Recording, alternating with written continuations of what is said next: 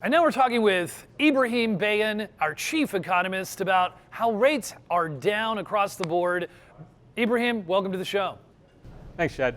I wanted to start by looking at the producer price index for general freight trucking and long distance trucking.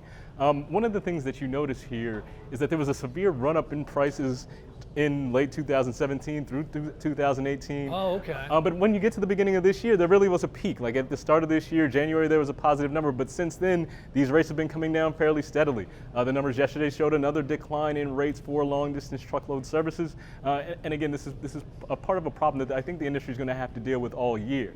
Now, one of the things that's going on is that there was a significant amount of capacity added on that side of the market during the course of last year. Yeah. A lot of people will look at like truck orders as a measure of capacity. I actually like to look at the employment figures. I feel like the big bottleneck for capacity revolves around like the number of drivers that are on the road.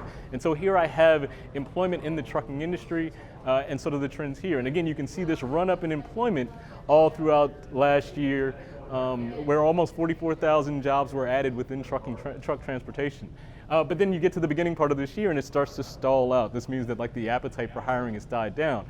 But the industry is still kind of trying to process all the capacity that was added throughout the course of last year. So I suppose the good news is that it at least has plateaued and not gone down. Well, I mean, it's good news unless you're looking for work in that industry. It has plateaued. So that's one side of it. There's a lot of extra capacity in the market right now. The other piece of it is that there really isn't a whole lot of demand coming from shippers. I mean, when you think about trucking demand and the demand for freight services and what shippers are shipping, it's going to be your manufacturers, your retailers, your exporters, right? This is what drives freight activity in the economy.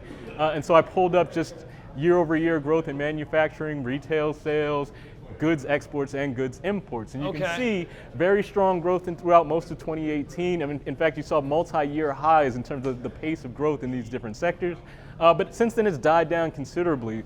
All across the board, from retail to manufacturing to exporting to importing, all of that activity has died down significantly. And in several cases, you're actually looking at negative year-over-year performance. And it's been dying down since about September of 2018. Exactly. So you can kind of think of the peak of the trucking demand in the third quarter of last year, and then it began to die down since then.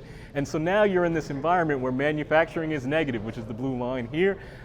Goods exports is also negative. Goods imports are negative, and retail is still positive, but it's down significantly from where it was. So there just isn't the same amount of activity coming from shippers as there was at this point last year.